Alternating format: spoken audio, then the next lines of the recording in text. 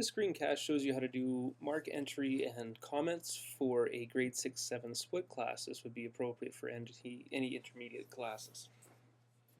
So I've logged into BCeSIS, and a couple notes here while we're working in BCeSIS. Make sure that if you leave your station that you click on lock before you leave, or log out of BCeSIS for security purposes.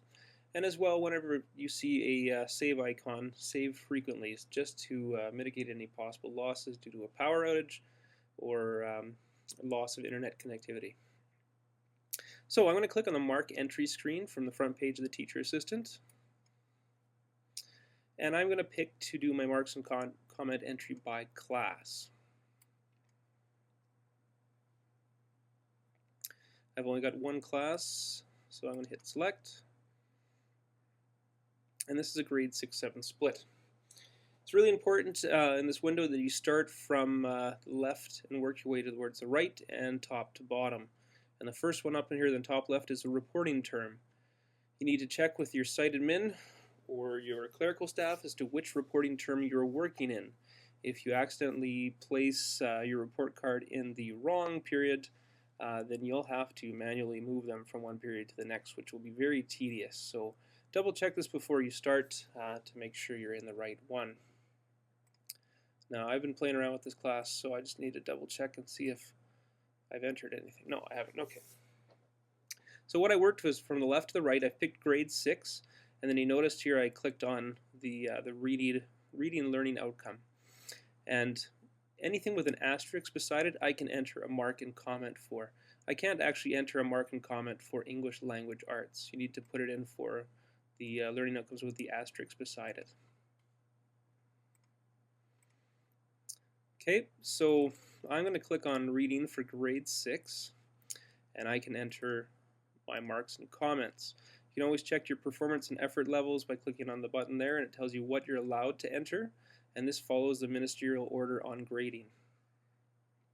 So this is the usual grade scale for grade 6, and you can enter your letter grades.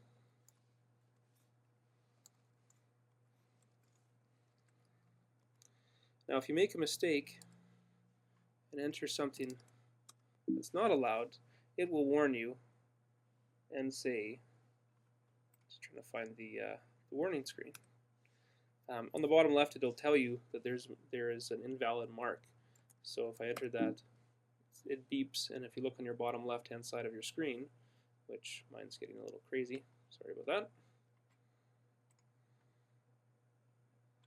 it should say invalid mark, and there it was. So I just need to make that a valid mark, and then I can continue on. And you can go through your whole class like this.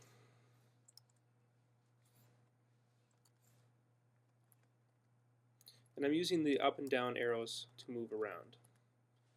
If you use tab, it moves you towards the right. So I finished that class for the marks, and I'm going to take this opportunity now to hit the save button. And it beeps and tells you in the left-hand corner that it's saved just fine. From here, I'm going to go back up to the top, which I've already done. And I'm going to click in the comments box. And you need to click on Edit to add a comment. And this opens up the comments window. We have 3 tabs across the top. One's from curriculum, and from my understanding, in the production environment, eventually this will be filled in with IRP information. The one on the right-hand side is school comments. This will be filled in by your school. So these are generic comments built by the school. And the one in the middle is generic comments that you have created. And I've made a video about how to create your own generic comments that should be in this series. Now, I'm just going to add in a couple quick ones here.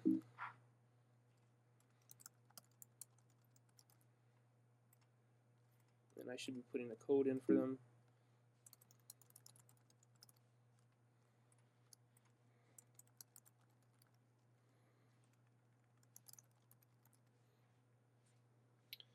Okay, these would be ones you've already created before, so I'm just putting them in for demonstration purposes. And what you can do is you would simply pick from your comment list or the school comments or from the curriculum comments and click the copy button. And when you click on copy, you notice here that it actually copies it down to the collected description. So this is the actual comment for that student. You can copy and paste from Word here as well. I would suggest a lot of teachers would probably prefer to write their comments in Word because you can use the spell and grammar check in Word and then copy and paste into the collected descriptions here. Even though there's a button here that says spell check, it doesn't actually spell check. It just selects everything. It's not functionality that has been completed inside of BCeSIS yet. So I would probably copy and paste my comment into the collected description. Now when you're done your comment and you've proofread it, you need to hit the transfer button. Don't close the door on this one. So when you're done your description or your comment, hit transfer, and this will transfer this onto the report card. And you notice when I hit transfer, it brought me back to the mark entry screen, and the comment is there. And it's just going to show the first line. If I want to see the whole thing, I can click on edit, and it takes me back here. So again, hit transfer to transfer any changes to the report card. Now that I've done one comment, I'm going to hit save to avoid any loss of work due to power loss or loss of internet connectivity. And I'm going to continue on adding my other comments. And make sure to transfer them instead of closing the door. Okay, so I'm going to transfer that comment. And I'm going to hit save after each one, just to make sure I don't lose any work. So I'm going to go through this whole class, finish those, and when I'm done with this class, I'll hit save, and then I can move on to another learning outcome. And you notice here when I click on this other learning outcome, the mark and the comments are cleared because there's nothing currently in the writing learning outcome. But if I go back to reading, it brings back up the marks and the comments for reading.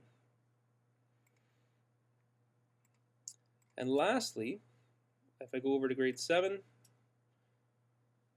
and I pick something that I can put a mark and comment in for, I see the two students in my grade 7 part of the split class, and I can enter the marks and comments the same way as I did for my grade 6 students.